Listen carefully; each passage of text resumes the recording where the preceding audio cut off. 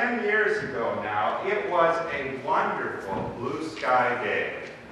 And my daughter was a diver in middle school and high school, and so parents pick up on things. They learn things from their kids. We were down in Hastings, Minnesota, and in this wonderful blue sky day, we decided to go to the water park.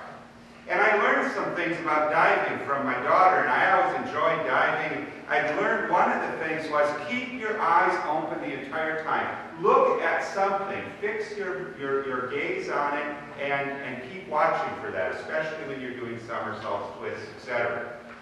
It was a good thing. If you're driving, you keep your eyes open. If you're combing your hair, you keep your eyes open. There are a lot of things that you want to do with your eyes open. And that particular day, I don't know if I was going to do a double somersault or a single. I think it must have been a single because it felt like I had all the time in the world. And I leapt up off that board and I did my turtle, tucked in real tight, and then straightened out completely. Stopped. Felt perfect. My eyes weren't open. I opened my eyes at that point, and I saw the blue sky. I will call that blue sky the color of pain. Because I was this angle right here and completely stopped rotating, and then gravity took over. And the sound I will call the clap of death. Breath stopped, of course. That happens when you go underwater. Things became black, and the water felt like fire suddenly. It seemed like an eternity. I suppose it was only 30 seconds of this pain. But it was intense, and it was memorable. Baptism is in part about dying with Christ. In Jesus' day, I don't know exactly what John the Baptist did, but I know in our day, when there's an adult baptism, it is not uncommon for the pastor, the officiant, to take his or her hand and put it over the mouth and also squeeze the nose. It makes it hard to talk. It makes it hard to breathe. Also keeps water out the nose. It's a good thing. And then to lower the person under the water. And then to raise them back up. Baptism has a bit of that dying in it. A bit of that letting go of who we are. A bit of that reminder that even breath is a gift. That coming out when we were born from the waters of the womb, that first breath was a gift, and being filled with the Spirit and starting anew is also a gift. But little. He was barely walking, in fact. And he was in the canoe, in the middle of the canoe with Mandy, and Shelley was in the front, and I was in the back, and he decided to waddle up to Shelley, which he did, and Shelley put him in front of her in the canoe, and he was having a wonderful time. We're at Bearhead State Park, just outside the Boundary Waters area. So the weather was about 75 degrees perfect, and the water was cold. And we were in the middle of the lake, and he was fiddling around up there, and somehow he managed to get his foot up on the gunnel and just fall out, right in the middle of the lake. He didn't even have a chance to make the sound. You know, it was so cold, just boom. And the canoe, the front of the canoe glided by Shelley by the time she turned. There was no reach. I mean, there was no getting him. But he had one of these life jackets on with the little pad that goes under the head and the little handle. Thank goodness for the handle.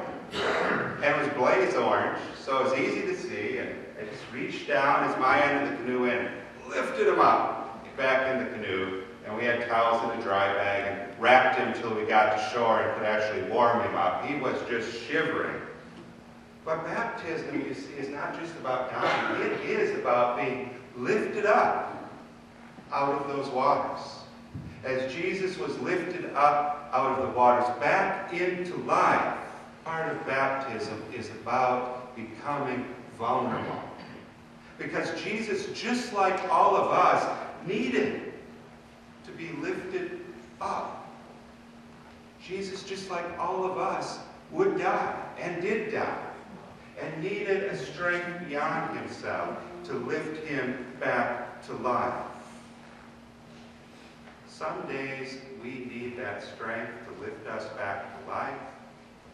by day, hour by hour, minute by minute.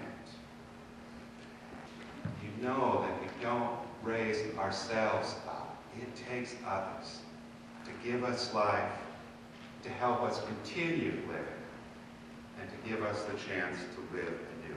So last week I was in a pawn shop. I was looking at musical instruments, of one particular one, but of course I always get distracted in those sort of settings. And I got distracted this time by a Taylor guitar. Taylor guitars, excellent, excellent guitars. Maybe one of the best manufactured guitars available. Even their lowest quality guitar is expensive and it is good. And so I was surprised to see the guitar there. I was really surprised to see the guitar at its usual price.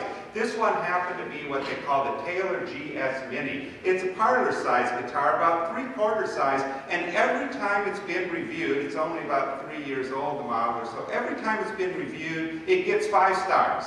And it gets a wow, I can't believe this guitar, and it gets, I can't even put this guitar down. But this particular Taylor guitar was hardly even playable. It was half price. It looked just fine. But as soon as I held it, I felt the frets. And they were extended way beyond the fretboard, way beyond the ebony. It was rough. To slide your hand up and down the neck was to just risk cutting your fingers. You know, it was that bad. And there's only one way a decently made guitar gets in that bad a condition. And it's being stored in too dry a setting. The wood contracts, the steel does not, and pretty soon the frets extend past the fretboard. And when it gets to that point, putting it back in moisture may not even fix it. Then things may begin to crack and twist. When it gets to that point, it's not uncommon to have to take it to a luthier and have them slowly bring moisture back and start pulling or filing frets, because the frets also raise and lower at that point. Water can bring death, can bring pain, but it can also bring life. Without God's willingness to wash us clean and lift us to new life, we can lose that song of life within us. Ism overcomes hope. When it won't work, replaces, well, let's try it and see. When I need is spoken more often than how can I help. When I expect escapes our lips more often than what would you like. When this is where I stand replaces how may I stand alongside you. And when mistrust replaces trust and anger overwhelms kindness, when those things begin to happen, that is a sign our souls are becoming too dry. We are becoming too rough on the edges, too far removed from our baptismal calling. If you are feeling a bit parched, it's never too late to visit those baptismal waters. God will be there. And God will provide. And God will bring you and I back to life. Like a luthier putting back the pieces so that we can sing again the song of life. God can revive us and remake us and rebirth us.